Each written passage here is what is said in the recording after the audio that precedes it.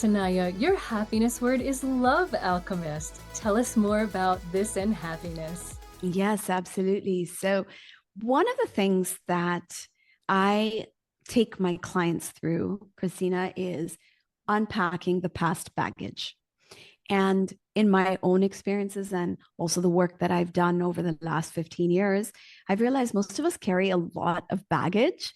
We stuff it under the rug. We don't want to think about it. We almost kind of block it out in our mind, but it's sitting there. And you could say it's rotting. And so Love Alchemy is really about going back into those not so shiny memories and experiences that we kind of want to hide, what we want to hide from, we want to avoid, and really sifting through everything and taking the best from it, taking the lessons, taking the growth, and letting go of the trauma, letting go of the negative emotions. So it's really about transforming your past into your power.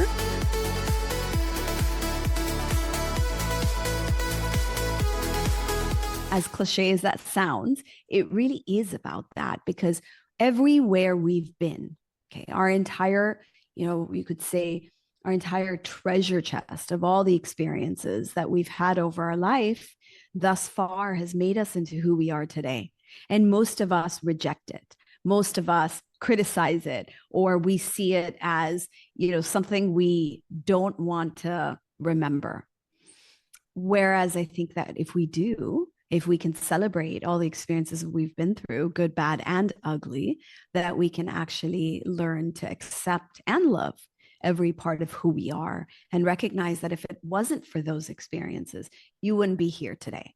Right. So most of the time we try to run away from the things that we should be celebrating, that we should be accepting, embracing about ourselves. But there is that extra step of having to let go of the pain, let go of the trauma, let go of, the criticism, you could say, of those. When we actually accept our past, we let go of the negative emotions and keep the lessons and the growth. It really becomes the fuel for our life. It allows us to really bring ourselves powerfully forward and show up as who we are instead of what we think people want us to be. You are the podcast host of Project Loving Myself. Tell us more about this podcast. I was approached by a podcast network and they invited me to start my podcast channel because I was already doing a lot of speaking and I was doing a lot of work, especially here where I live in the Philippines, but also in Dubai. And it was something that I did not maybe intentionally or consciously create. It's something that kind of came to me, but it ended up being something that I knew I was really meant to do. I started to interview different people, different thought leaders, experts, people in this wellness space. And not only did I learn so much more from people, but I was able to bring that to the listeners. And now this is something that has reached over 200 episodes.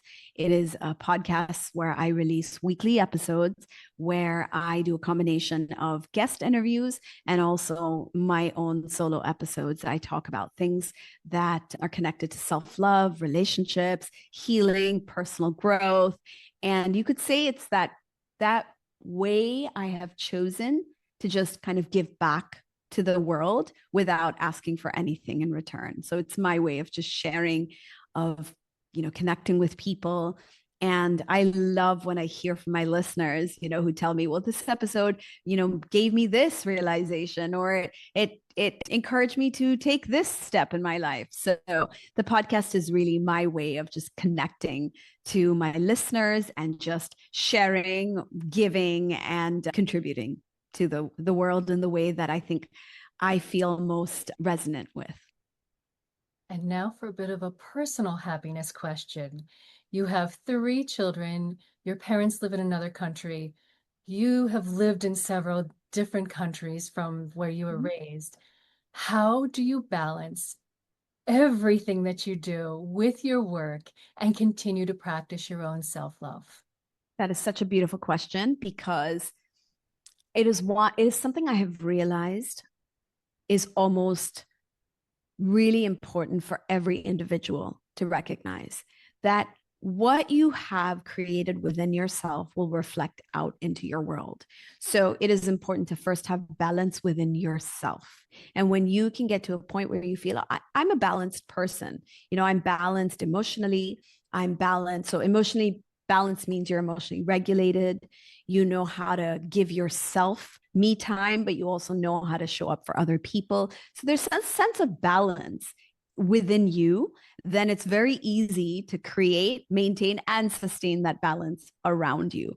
So I think when we are, not in alignment within ourselves, when we are out of balance within ourselves, then balance becomes extremely difficult to achieve outside of us. So if there's one thing that I would share with everybody is what is going on within you is going to reflect into your life around you. And I say that about love as well. How you love yourself is how you're teaching other people to love you. So everything starts with yourself, your relationship with yourself, your connection with yourself, and your understanding with yourself.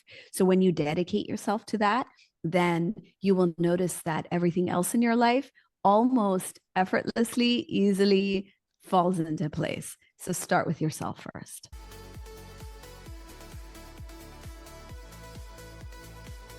Sanaiyah, if you could give the gift of health, wealth, or happiness, which would you give and why? That's such a tricky question, Christina, because they're all such important things. My first thought was to go with happiness because, ultimately health and wealth is meant to lead you to happiness.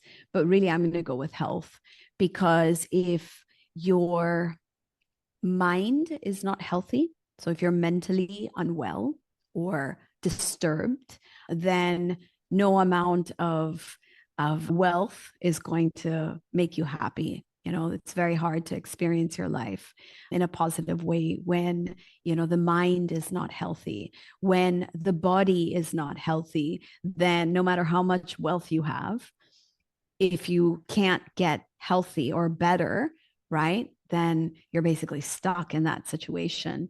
And most people say that when they lose their health, they realize that, that no amount of money could actually compare to their health. And finally, when we are energetically or spiritually not healthy, it's really hard to have drive, motivation, and joy of life. So I would say health is the most important thing. And so your well-being, physically, emotionally, energetically, and spiritually, these are, I think, the cornerstones of our life. Is achieving that health in those areas is so important for a happy, fulfilling, meaningful life.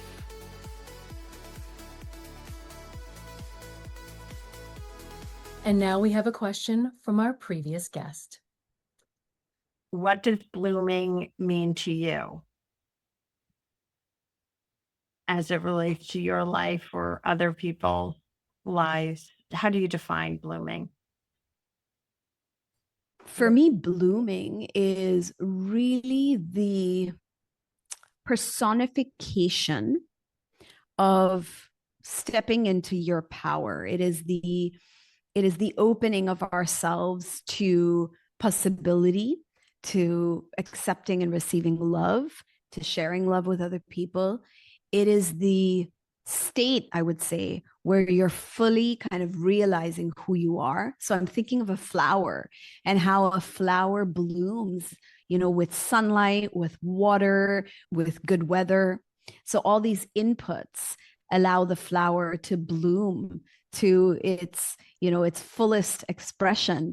And in the same way that as we as individuals bloom, it means we're putting all the right things into ourselves, into our life. And that would look like, I would imagine, love. It looks like nurturing. It looks like self-acceptance and understanding of ourselves. All these different inputs allow us to bloom into our fullest expression of who we are. So that's how I would imagine blooming would look like for a human, for a person, is just kind of stepping into all of who you are, embracing who you are, your potential, and really your power in the simplest way to say it.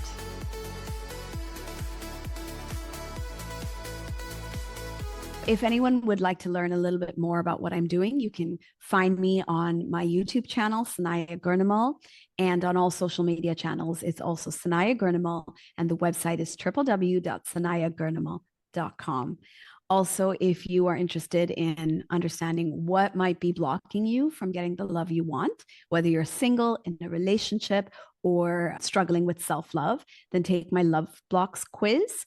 That's www.sanaiyahgurnamal.com/love-blocks-quiz.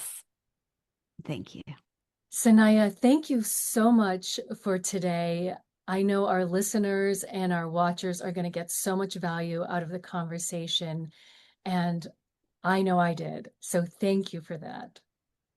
Thank you too, Christina. Your questions were just incredible because it allowed me to think about things in a way that I haven't in a very long time. So I really appreciate you and your podcast.